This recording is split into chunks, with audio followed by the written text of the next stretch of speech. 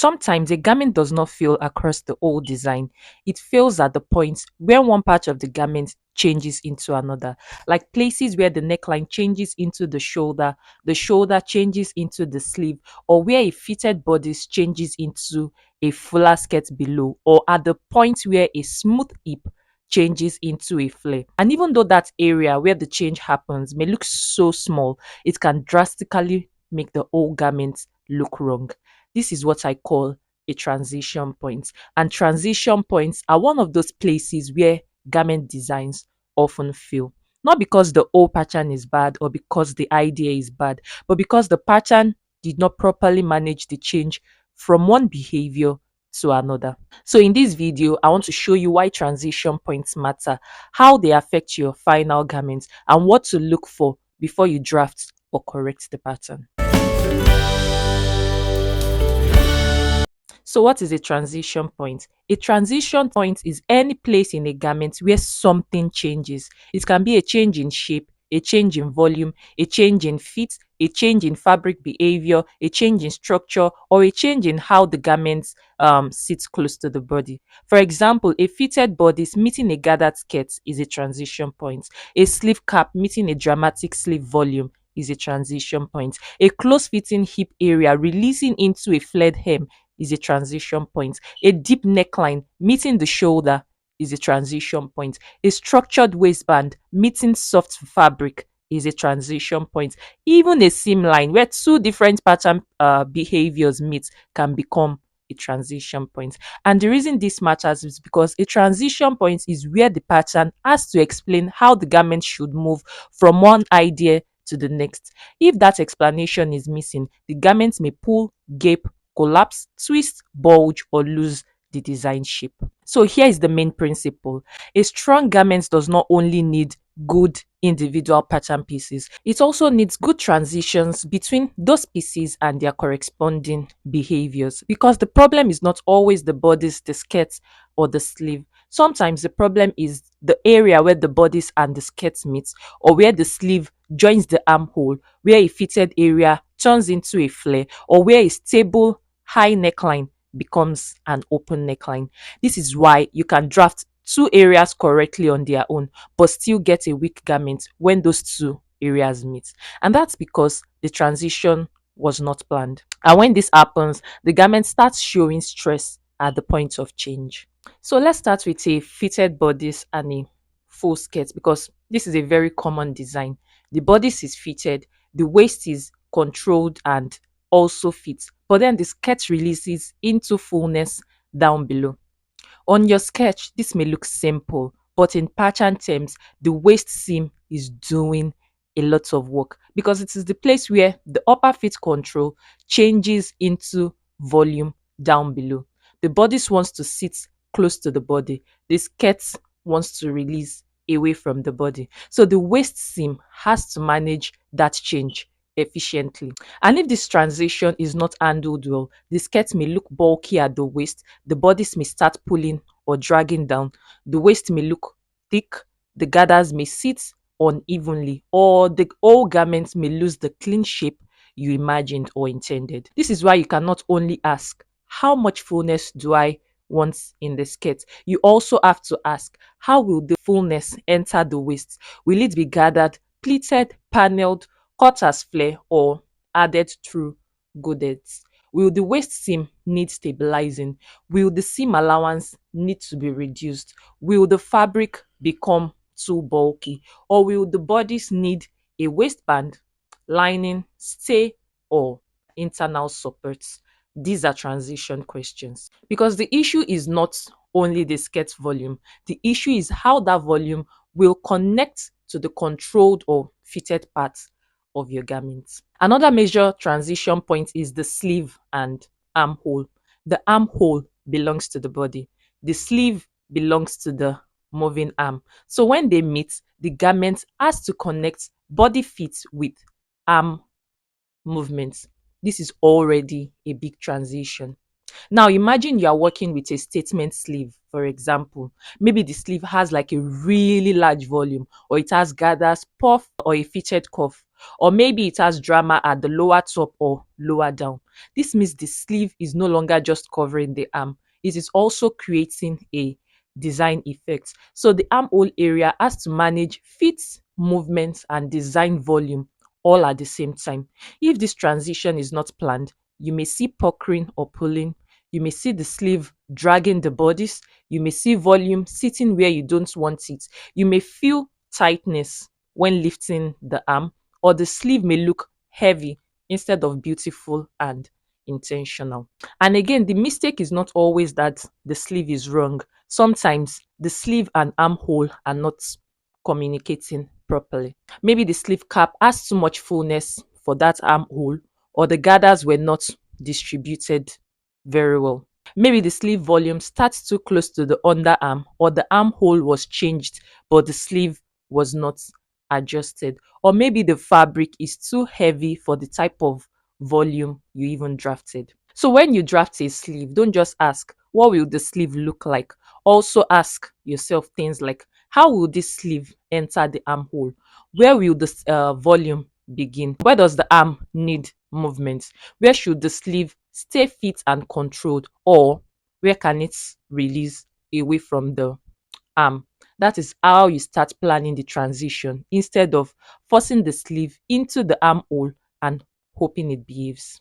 Now let's talk about skirts again, especially skirts that are fitted at the top and flare lower down. This can happen in mermaid skirts, trumpet skirts, paneled skirts, or any skirt where the upper part is fitted and the lower part is released. And the transition point here is where the flare begins, which is an extremely important point if you ask me. If the flare starts too high, the skirt may become bulky around the hip. If it starts too low, the wearer may not be able to move properly. If the flare is not balanced across the panels, the hem may hang unevenly. This is why the flare point is not just a style choice, it is a pattern decision. You have to decide where the body control ends and where the release should begin, and also make sure this does not affect the overall look of the garment.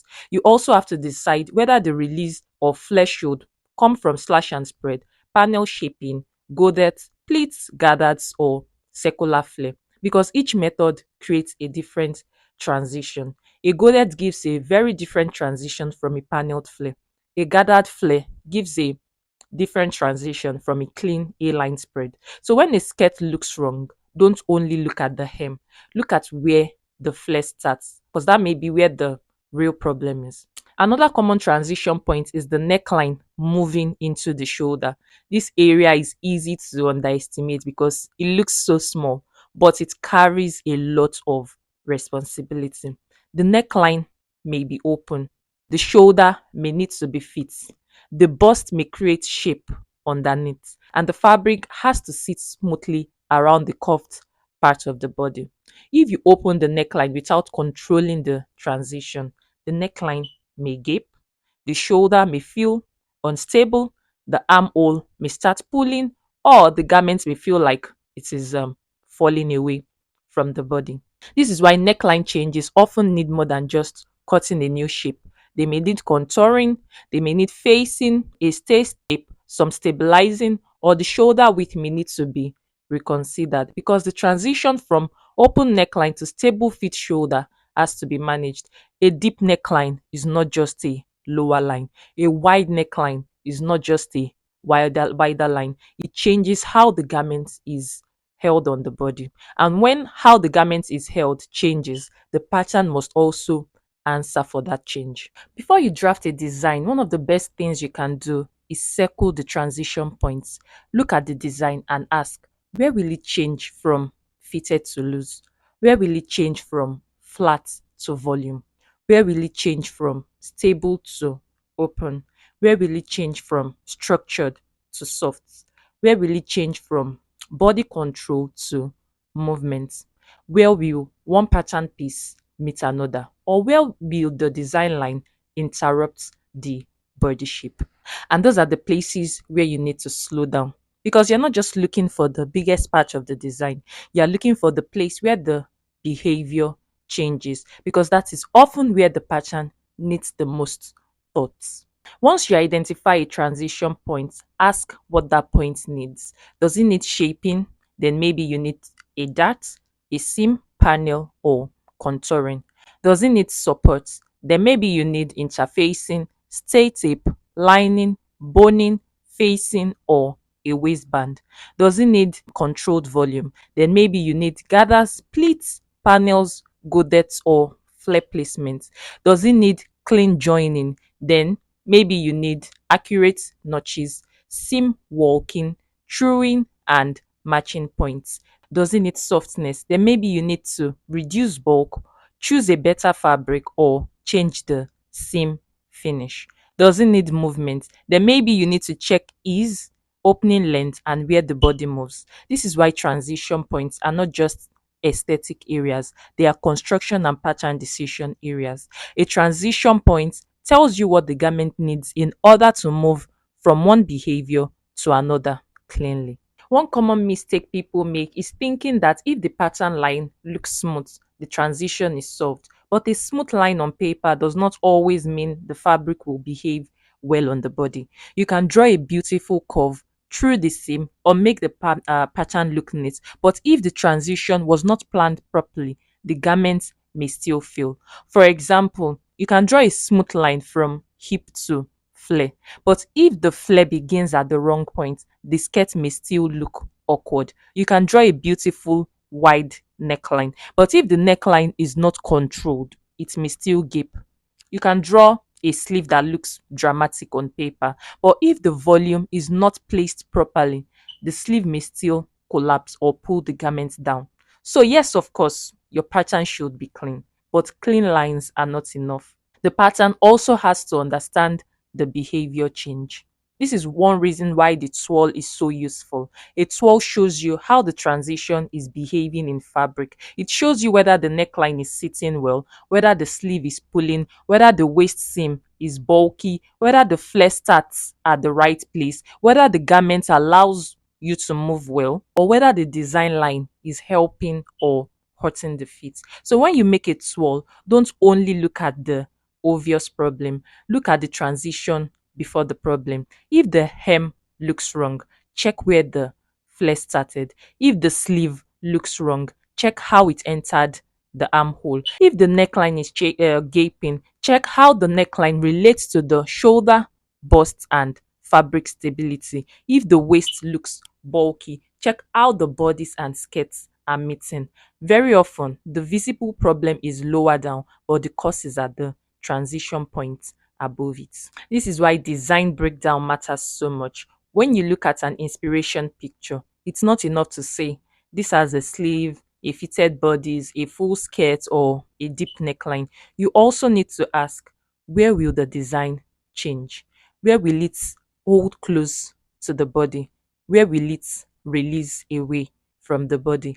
Where will the design open? Where will it need support? Or where will one behavior meet another? Because that is where the pattern plan starts becoming clearer. You stop copying the surface and start reading the structure. And the more clearly you can read the transitions, the easier it becomes to decide what the pattern actually needs. So if you want to get better at reading designs before drafting them, download my free design decoding guide linked in the description below. It will help you start looking at garment designs with more structure, so you're not just guessing what pattern to use.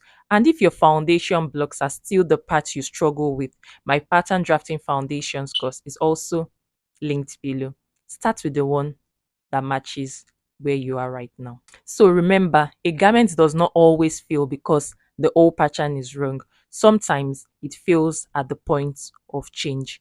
Places like where the bodice meets the skirt, sleeve meets the armhole, or fitted hip becomes a flare.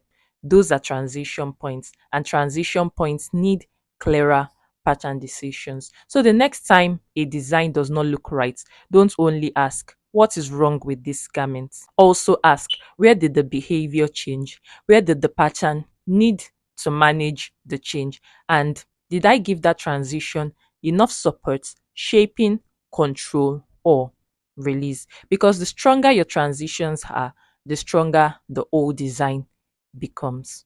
Thanks for watching, guys, and I'll see you in my next video. Bye.